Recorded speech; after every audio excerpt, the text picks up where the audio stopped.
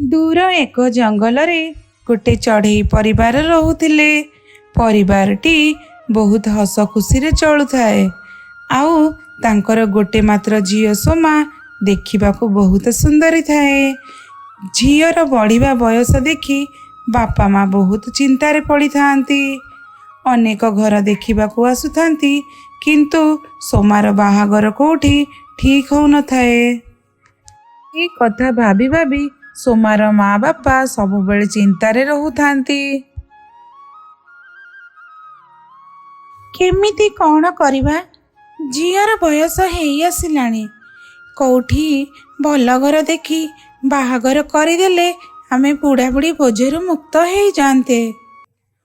ओ सोमार माँ, सेई ऊपर वाला आमको झील देइछि, से ही पार करिवो, तमे चिंता कर नहीं। बुझिला सोमार माँ।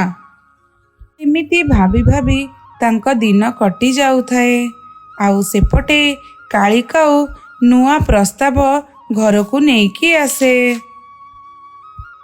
बहुत दिन परे गोटे भल प्रस्ताव आसीची आम सोमा पाए। तांको घर परिवार भी भल, आउ पुओटी भी बहुत भल, इंजीनियर अच्छी पुओ। हाँ अच्छा अच्छा, हाँ ठीक अच्छी कालिकाऊ, तमे तांको काली नहीं कि आस। एमिति कही कालिकाऊ उड़ी उड़ी पलाए। आउ पुओ घर जाई सेठी एई विषय रे कथा हुए। अरे कालिकाऊ, किछि शुभ खबर नहीं आसीच कि? हाँ, माधवपुर गाँव रे भल झीलटे अच्छी। काली बाहर आमे झील देखी आसिबा।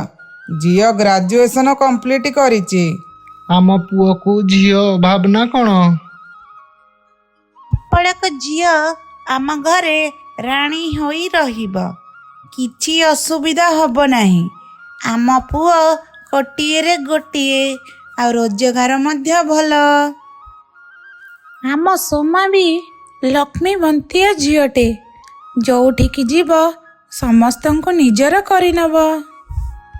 एमिति कथबार्ता होई खुशी खुशी रे समस्ते एई प्रस्ताव रे राजी होई जाती। सोमा बाहागर ठीक हो जाए, बाहागर मध्य धूमधाम रे हो जाए। आउ एपटे सोमा माँ मन दुखरे थाए, कारण बहुत वर्ष तले तांकर छुआ पिला हो न थाए। आउ दुई दंपति मिसी सोमा को जंगलरू आनी थांती एवं बहुत गेलारे बड़ई थांती। बाहागर 10 दिन बीती जाए, आउ सोमार शाशु घर लोक ता उपरे अत्याचार आरंभ कर दियंती। ए सोमा, तो घर लोक किछि जानी यौतुक देले नहीं। तू जा, तम घर 5 लाख टंका आनिबो। सासु माँ, मो बापा माँ एते टंका कोठू आनिबे? मो जीवन तमे नहीं जाओ, किंतु मो बाप घरू एते टंका आनी परिबे नहीं। दिन परे दिन गड़ी चले। आउ दिने सोमार माँ बापा ता पाखकू देखा करने को जाती। ए माँ, तू केमिति अछु रे माँ? बहुत सुखी गलुणी, सब ठीक चली ना नाई? हाँ, आम ज्वाई पुओ तते केमिति रखिछंती लो माँ?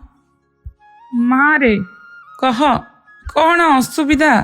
किछि असुविधा अछि कि तोर? तो मुह देखि लागुची तू बहुत दुखरे अछु माँ। नाई माँ बापा, मु एठी बहुत खुशी रे अछि। तमे माने जमा व्यस्त हो नहीं।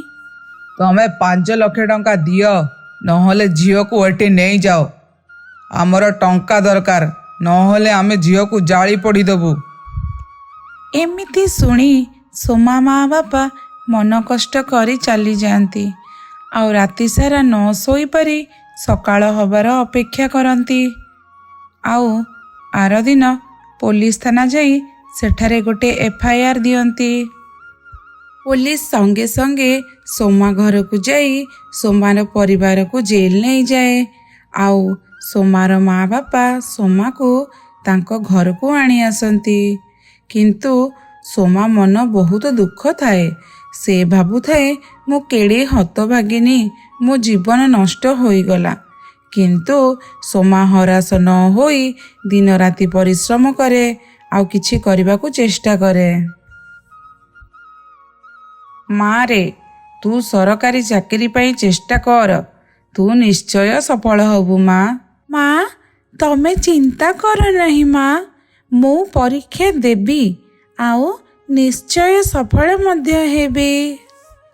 କିଛି ଦିନ ପରେ ପରୀକ୍ଷା ଫଳ ଆସେ ଆଉ ସୋମା ପାସ୍ ହୋଇଯାଏ।